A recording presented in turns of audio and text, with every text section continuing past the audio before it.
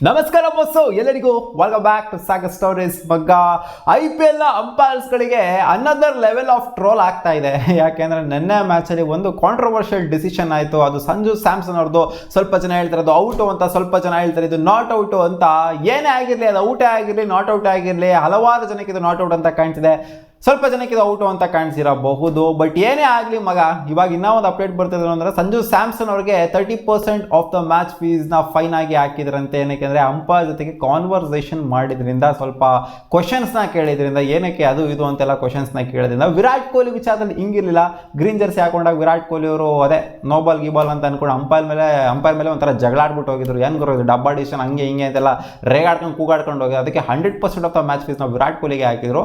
ಇಲ್ಲಿ Sanju ಸ್ಯಾಮ್ಸನ್ಗೆ 30% of the match ಫೀಸ್ನ ಹಾಕಿದ್ದಾರೆ. But level 1 offence ಅಂಡರಲ್ಲಿ book ಆಗಿದ್ದಾರೆ. ಅಂಪೈರ್ ಜೊತೆಗೆ ಒಂಥರ ಕಾನ್ವರ್ಸೇಷನ್ ಆಫ್ ಕ್ವಶನ್ಸ್ನ ಅಂಪೈರ್ ಎದುರಿಗೆ ಕೇಳಿದ್ರಿಂದ ಸಂಜು ಸ್ಯಾಮ್ಸನ್ಗೆ ಸಂಜು ಸ್ಯಾಮ್ಸನ್ಗೆ ಫೈನ್ ಹಾಕಿದ್ರೆ, ಜೊತೆಗೆ ಲೆವೆಲ್ 1 ಅಫೆನ್ಸ್ ಅಂಡರಲ್ಲಿ ಬುಕ್ ಆಗಿದ್ದಾರೆ. ಇನ್ನೂ ಒಂದು ಮ್ಯಾಚ್ ಏನಾದ್ರು ಅಂಪೈರ್ ಜೊತೆಗೆ ಈ ಥರ ಏನಾದ್ರು ಕಾಂಟ್ರವರ್ಸಿ ಮಾಡ್ಕೊಂತು ಅಂದರೆ ಬ್ಯಾನ್ ಕೂಡ ಆಗ್ತಾರೆ. ವಿರಾಟ್ ಕೊಹ್ಲಿನೂ ಕೂಡ ಬ್ಯಾನ್ ಕೂಡ ಆಗ್ತಾರೆ. ಬಟ್ ಅದು ಮಾಡಕ್ ಹೋಗೋದಿಲ್ಲ ಅಂತ ಅನ್ಕೊಂಡಿದ್ದೀನಿ ಈ ಇಬ್ರು ಪ್ಲೇಯರ್ಸ್ನು ಸಹ. ನನ್ನ ಅಂಪೈರಿಂದ ಥರ್ಡ್ ಅಂಪೈರಿಂದ ಒಂದು ಫನ್ನಿ ಡಿಸಿಷನ್ ಆಗುತ್ತೆ ಮಗ.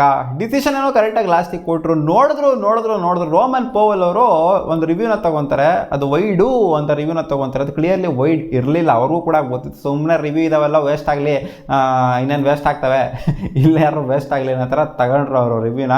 ಅದನ್ನು ನೋಡಿದ್ರು ಅಂಪೈರು ವೈಡ್ ಐತೋ ವೈಡ್ ಇಲ್ವೋ ಅಂತ.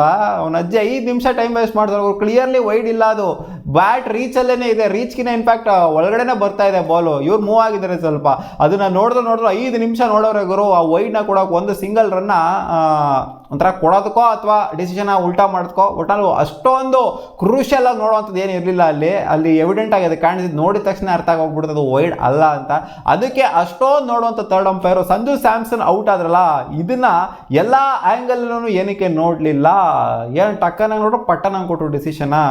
ಅಲ್ಲಿ ಎಲ್ಲ ಆ್ಯಂಗಲ್ ನೋಡಿತ್ತು ಅಂತಂದರೆ, ಮುಂದೆಗಡೆ ಆ್ಯಂಗಲಿಂದ ಕರೆಕ್ಟಾಗಿ ನೋಡಿತ್ತು ಅಂತಂದರೆ ಅಲ್ಲಿ ಟಚ್ ಆಗಿಲ್ಲೋ ಅನ್ನೋದು ಎವಿಡೆಂಟ್ ಆಗಿ ಅದು ಕಾಣಿಸ್ತಾ ಇತ್ತು. ಬೇರೆ ಬ್ರಾಡ್ಕಾಸ್ಟರ್ಸ್ ಬೇರೆ ತೋರಿಸ್ತಾ ಇದ್ದಾರೆ. ಅಲ್ಲಿ ಯಾವುದೋ ಬೇರೆ ಬ್ರಾಡ್ಕಾಸ್ಟರ್ ಏನೋ ತೋರಿಸ್ರಂತೆ, ಅಲ್ಲಾಡ್ತು ಅನ್ನೋ ಥರ ತೋರಿಸಿದ್ರಂತೆ.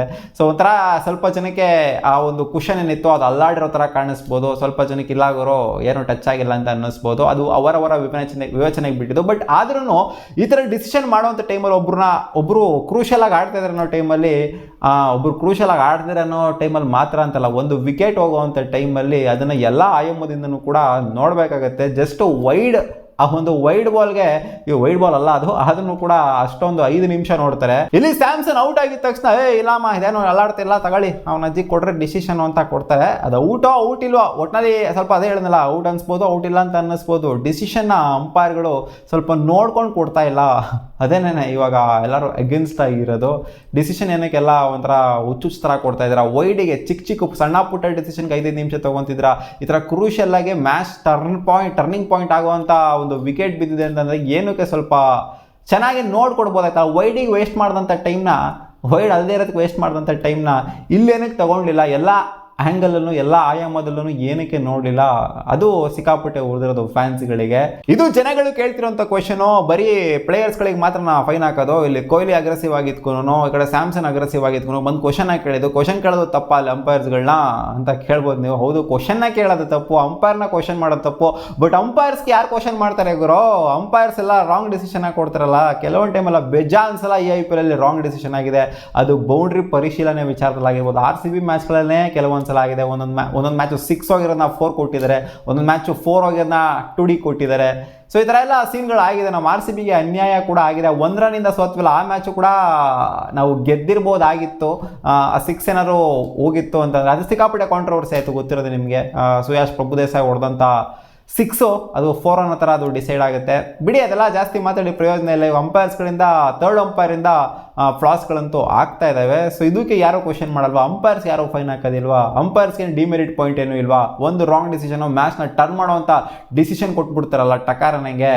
ಇದು ಎವಿಡೆಂಟಾಗಿ ನಮಗೆ ಇಷ್ಟು ಕೋಟಿ ಜನಕ್ಕೆ ಇದು ಎವಿಡೆಂಟಾಗಿ ಹಂಗೆ ಕಾಣಿಸ್ತಾ ಇದೆ, ಹಿಂಗೆ ಕಾಣಿಸ್ತಾ ಇದೆ. ಅಂಪೈರ್ ಕಣ್ಣಿಗೆ ಏನು ಇಕ್ಕೊಂಬಂದಿರ್ತಾರೆ ಗುರು ಅನ್ನೋ ಥರ ಎಲ್ಲ ಕೇಳೋ ಥರ ಆಗಿದೆ ಇವಾಗ.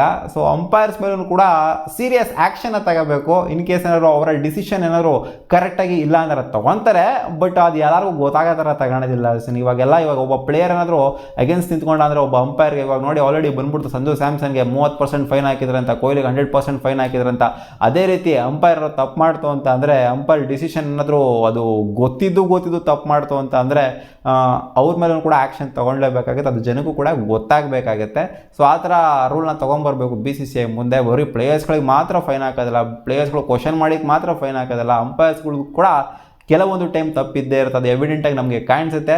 ಸೊ ಅದಕ್ಕೆ ಏನಾದ್ರು ಒಂದು ರೂಲ್ನ ತೊಗೊಂಬರ್ತಾರೆ ಅಂತ ಅನ್ಕೊಂಡಿದ್ದೀನಿ going forward in the future. Especially third umpire ವಿಚಾರಕ್ಕೆ ಬಂದಾಗ ಚಿಕ್ಕ ಪುಟ್ಟ ವೈಡು ಗೀಡು ಅನ್ನೋದಕ್ಕೆ ಮಾತ್ರ ಇಷ್ಟೊಂದೆಲ್ಲ ಟೈಮ್ ತೊಗೊಳೋದು, ಪಟ್ಟನಾಗೆ ಔಟ್ ಕೊಟ್ಬಿಡೋದು, DRS ತೊಗೊಂಡಾಗ ಔಟ್ ಡಿಸಿಷನ್ಗಳಿಗೆಲ್ಲ.